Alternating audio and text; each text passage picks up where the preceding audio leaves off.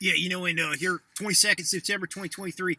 Also, I seen, I wanted to mention it too, in context of my sort of suggestion and proposal online there for some sort of a law, in Alaska that, sort of lays out some sort of uh, procedural steps for search and rescue type operations. It involves using dogs, involves using not just like a tracking dog, but like a trailing dog, like a bloodhound. And obviously, this is sort of generated again from the Steve Keel situation, the missing Marine veteran, and how that wasn't used. But also, we can look at like Mary Dawn Wilson, another recent case last July, a 69-year-old woman who went missing in the Healy area up the Stampede Road, and apparently her clothes or some of her belongings were found a mile up the trail slash road. It's a really unmaintained state road.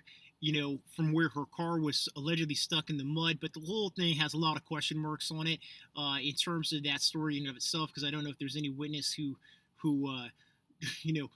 who observed her drive to that point. And there was a kid, a 2-year-old kid, basically like abandoned in this car, really remote place. And the troopers are putting out a press release. They don't think it's foul play. It looks like it's foul play to me.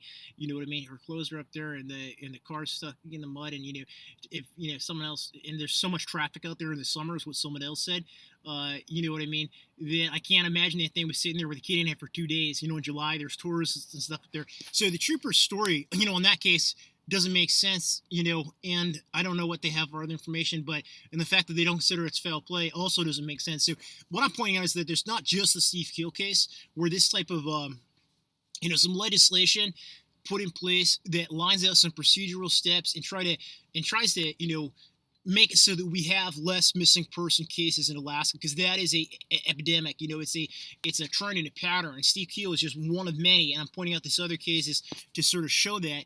Another recent one where if we were following a little bit, we had a higher standard for search and rescue, we would be bringing people in, we would be getting criminals off the streets, uh, and we would be saving lives, and we'd be spending less money as a state and as the related agencies to those state search and rescue efforts, if that makes sense. So it's a real win, and we should pass that legislation.